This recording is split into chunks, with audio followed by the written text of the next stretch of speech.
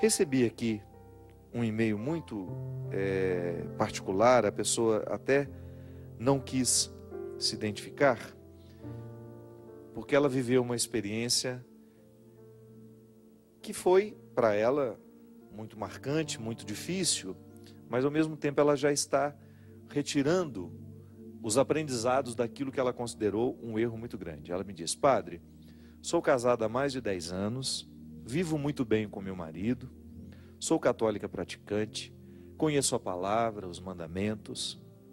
Porém, com tudo isso, um certo homem começou a dar em cima de mim e, no momento de muita carência, eu acabei cedendo um beijo.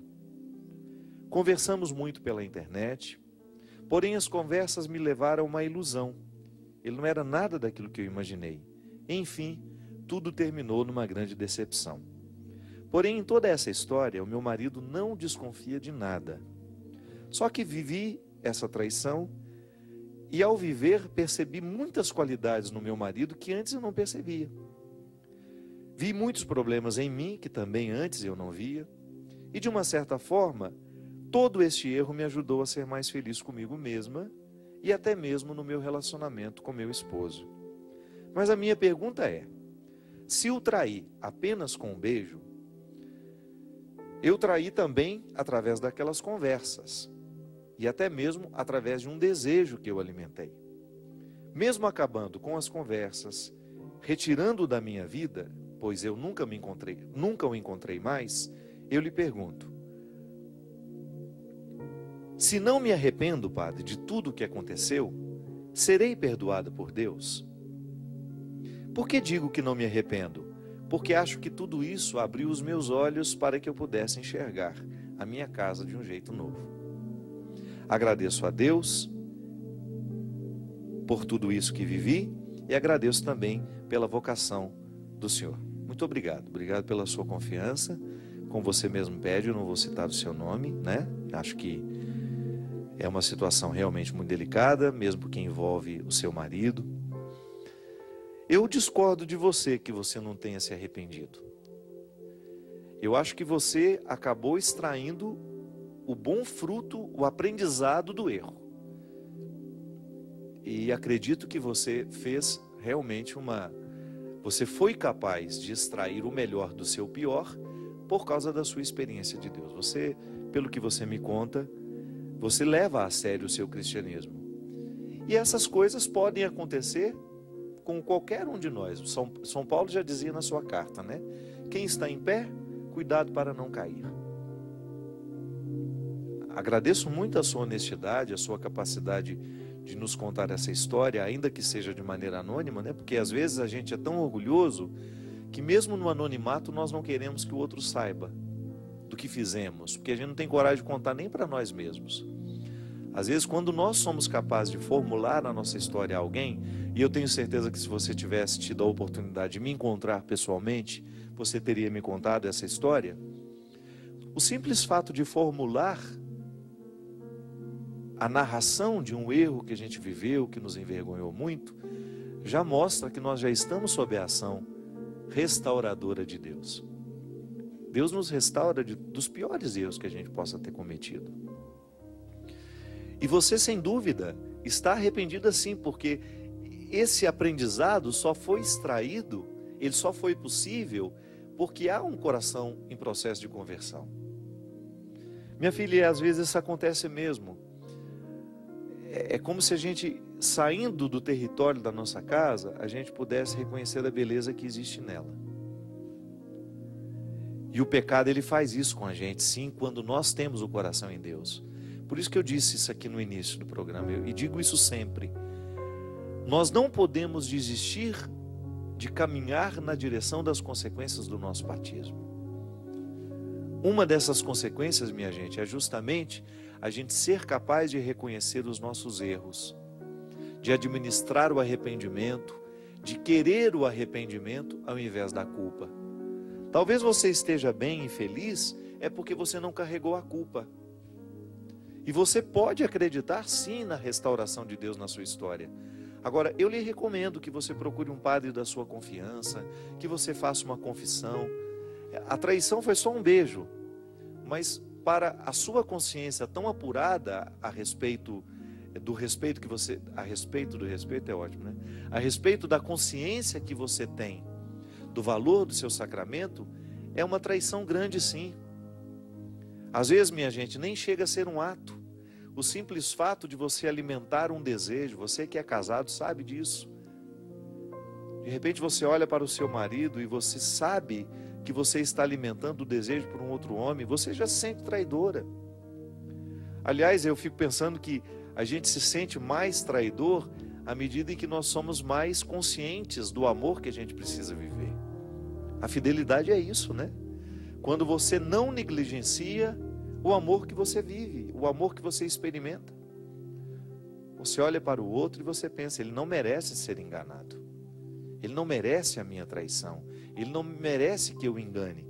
Então a fraqueza, ela existe em todos nós. Ela existe em mim, no Cristo que é casado, em mim que sou padre, que preciso ser fiel ao meu ministério. Como é que eu administro essa fidelidade ao meu ministério? Aquilo que a igreja me pede.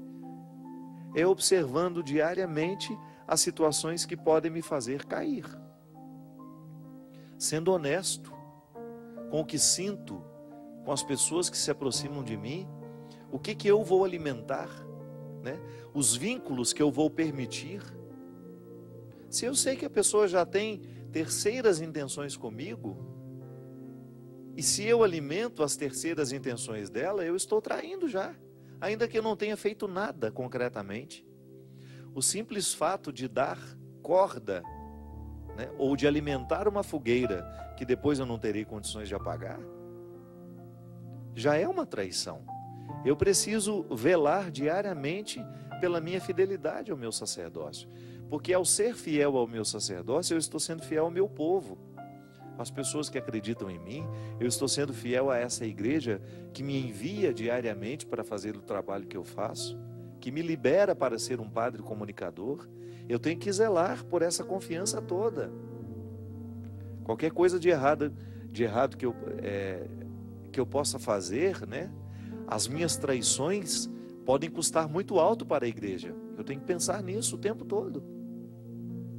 E penso com alegria, eu não penso como um fardo, não. Essa confiança que a igreja tem no meu trabalho é uma responsabilidade muito grande para mim. Eu tenho que zelar muito pela minha fidelidade. Agora, você que é casado, não é diferente. O Christian, para ser fiel a Camila, o Christian tem que fazer os esforços dele diariamente. A Camila, para ser fiel a Christian, precisa fazer os esforços dela. Aí, gente, é que entra a grande diferença.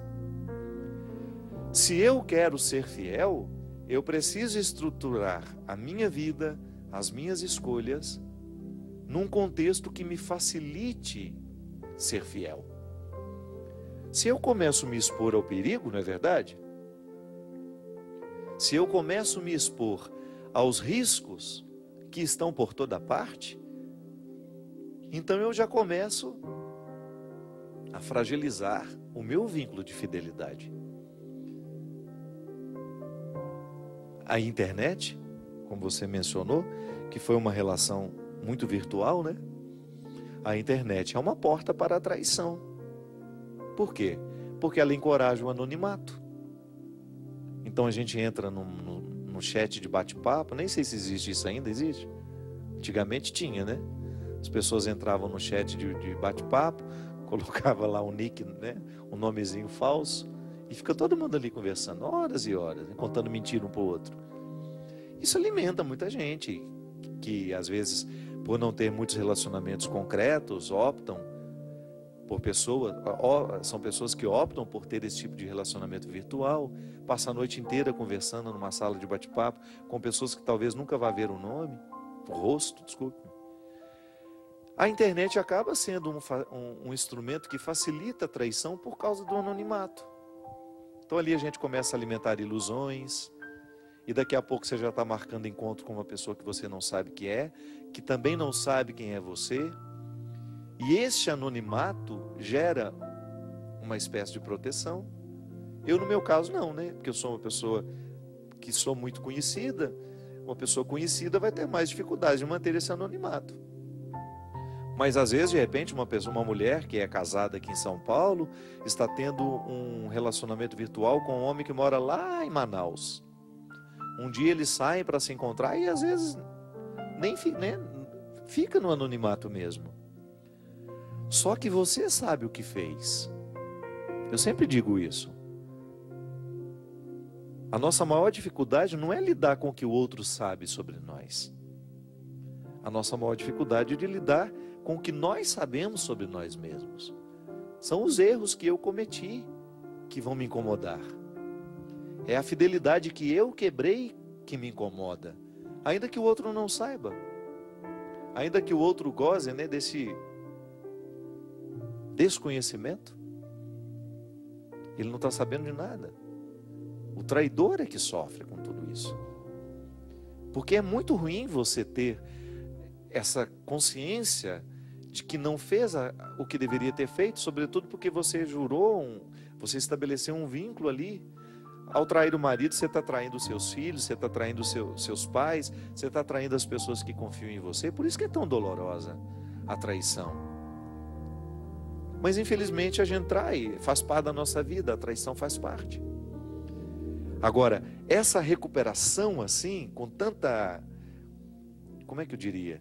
Com tanta sabedoria, de extrair o que a traição me ensinou e de dar um passo na direção deste amor com um novo vigor, de valorizar ainda mais o seu marido agora. E graças a Deus que essa história não foi adiante, porque você, pelo que me conta, além de ter sido uma desilusão, a pessoa não era nada do que você imaginava, você viu que o seu marido é um homem que merece respeito, é um homem que merece ser amado. Isso é muito bom, quando você tem a oportunidade de descobrir o que é precioso na sua história, porque às vezes é assim mesmo, minha gente. Nós traímos o que temos de mais precioso por situações tão miseráveis, Nós trocamos o diamante pelo cascalho. Nós trocamos a pérola preciosa por uma bijuteria. Às vezes nós fazemos demais isso. E como isso é doído. É doído demais você reconhecer que você traiu pessoas importantes para você. Enfim, cada um administra a dor ao seu modo, com seus recursos. E quem tem Deus no coração tem mais facilidade de sair desse processo de culpa para entrar no território do arrependimento. É sempre muito difícil uma pessoa se recuperar quando ela não sai do território da culpa, quando ela não vai para o território do arrependimento. E é muito nobre quando nós somos capazes de nos arrepender dos erros cometidos. Por isso que eu estou te falando que talvez o que tenha lhe faltado, eu não sei se você fez isso, foi uma boa confissão, já que você é cristã, já que você é católica, acredita nos sacramentos, vivencia isso na sua vida, faça uma boa confissão. Eu acho que isso vai lhe ajudar. Isso vai lhe ajudar. Eu não digo para você o que você deve fazer em relação ao seu marido, porque eu acho que é a sua consciência que vai lhe dar os passos. Deixa Deus falar ao seu coração para que você tenha condições de restaurar aquilo que está quebrado dentro de você. Porque é assim, minha gente. Toda vez que nós traímos alguma coisa, fica quebrado dentro de nós. E aí a gente tem aquele processo de restauração do que foi danificado. Nós não somos um interruptor de luz que acende e apaga. Nós somos processuais. Dentro de nós as coisas seguem uma ordem.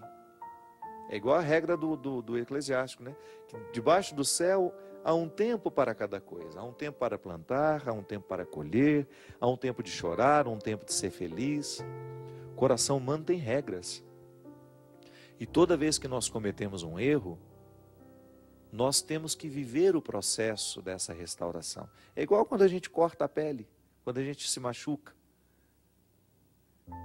A partir do momento que você machuca, tem o sangramento, depois do sangramento se estabelece ali já um processo de restauração dos tecidos, até que vai ficar uma cicatriz, dependendo do tamanho do corte, até que um dia isso some. Mas o corpo tem uma regra. A vida espiritual, a vida afetiva, segue regras semelhantes também. Somos processuais, volto a dizer. Isso é, eu vivo dentro de um processo. As coisas em mim não são assim da noite para o dia. Então, o arrependimento é essa oportunidade que eu tenho de finalizar. É como se ele fosse a cicatrização, né? Quando eu estou arrependido, é porque eu já estou começando a viver a cicatrização. Eu estou começando a viver esse processo final. Há o sangramento, a gente lamenta, a gente chora, nos incomoda demais. Depois você começa que as coisas vão ficando um pouco mais organizadas dentro de você. Você começa a olhar para aquilo que você fez de errado com um pouco mais de amor, com um pouco mais de misericórdia, porque isso também já é a ação de Deus em nós. Essa amorização, né? É tão difícil. Como é que a gente cura um defeito? É quando a gente amoriza. Coloca uma camada de amor nesse defeito. Não é que você vai amar o seu defeito. É que você vai tratar-se com misericórdia, com a mesma misericórdia que Jesus tratou Zaqueu. Você precisa aplicar-se essa misericórdia. Você também precisa olhar-se com misericórdia. Não é ter peninha de você, não é isso não. Porque a misericórdia comporta justiça. É você ir lá, conserta o erro, dá um jeito de consertar o errado que você fez, e a partir daquele momento você não se permite mais a culpa, e você entra dentro de um contexto de reconstrução. Isso é misericórdia. Reparou o erro que fez e começa a tratar-se com respeito, expulsando a culpa e convocando o arrependimento. É assim que a gente pode superar uma fase difícil da vida. E depois de um tempo você olha para trás e fala, nossa, que bom que eu passei por aquilo, que bom que eu agi com sabedoria naquele momento, que bom que eu não me entreguei à traição, que bom que eu não me entreguei aos meus vícios. Porque a grande armadilha do diabo na nossa vida é essa, gente. É ele nos fazer, é ele nos trabalhar dentro de nós para que a gente se acostume com os nossos erros. Quanto mais acostumado o ser humano está com os seus erros, mais ele vai continuar errando. Ele não vai nem se acusar mais dos erros que comete. Isso é diabólico. O diabo vai recrutando pessoas ao longo pela vida, assim, fazendo com que elas fiquem cada vez mais laxas, digamos assim, né? Que elas fiquem cada vez mais permissivas com os erros. Jesus não. Jesus não tem medo de pecador. Mas Jesus enfrenta o pecador do jeito certo, fazendo com que aquele pecador tenha condições de olhar para o contexto dos seus erros, reconhecer o que de errado fez, procurar dar um jeito de consertar o que pode ser consertado e depois dar um passo na direção de um futuro melhor. É assim que Jesus trata aqueles que querem encontrar um novo sentido para a vida. Foi o que ele fez com Zaqueu, o que ele fez com Mateus. Mateus também não tinha um passado muito interessante. Aliás, as pessoas que Jesus recrutou naquele tempo não tinham passados interessantes. Jesus não tinha problema com os pecadores. Jesus tinha problema com os religiosos. Pode observar. O problema de Jesus era com as autoridades religiosas do seu tempo. Os pecadores, os miseráveis, ele trazia todos para perto. Abraçava, ficava amigo, convivia, ia para a casa deles. Frequentava a casa dos pecadores, frequentava os ambientes que os pecadores frequentavam. Só que com uma diferença. Ia lá para transformar aquelas pessoas. Ele não ia lá para poder viver a esbórnia. Não. Ele ia lá porque ele sabia que ele tinha algo de bom a oferecer àquelas pessoas. Foi o que Zaqueu fez. Foi o que Zaqueu experimentou no momento em que Jesus se aproximou dele. Em que convidou, em que pediu para ficar na casa dele. Jesus poderia muito bem ter ficado na casa de um daqueles religiosos ali de Jericó, ou daqueles que estavam acompanhando o cortejo. Não. Ele quis ficar na casa daquele homem, o mais miserável deles, o que estava escondido no meio da multidão. Olha como é interessante. essa construção literária. Zaqueu não conseguia aproximar-se de Jesus por causa da multidão. Tem todo um significado escondido nisso. Ele era de baixa estatura. A multidão não o permitia chegar. Ele não conseguia alcançar Jesus. Tem todo o significado. Essa pequenez não é só a estatura física. Ele se sentiu miserável. Ele se sentiu o último. Então ele tinha dificuldade de se aproximar do Senhor. Certo que ele trazia lá, é certo que ele trazia todos os preconceitos religiosos que ele escutava por ali. Que Deus só prefere os bons, que Deus só tem olho para os santos.